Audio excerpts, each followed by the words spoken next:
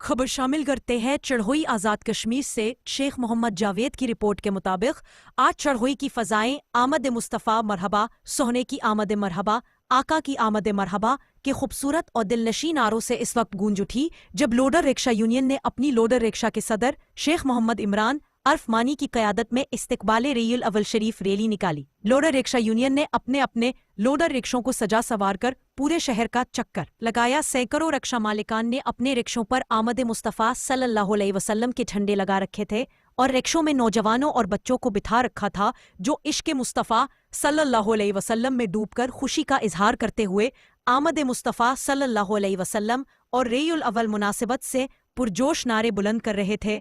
सदर rickshaw union Mohammad Imran अर्फ मानी ने रैली के शुरका का शुक्रिया अदा किया। रिक्शा मालिकान 12 रबीउल अव्वल मरकजी जुलूस में हर सूरत शामिल होकर 12 रबीउल अव्वल मीलाद नबी सल्लल्लाहु अलैहि वसल्लम को शायाना शान तरीके से मनाए।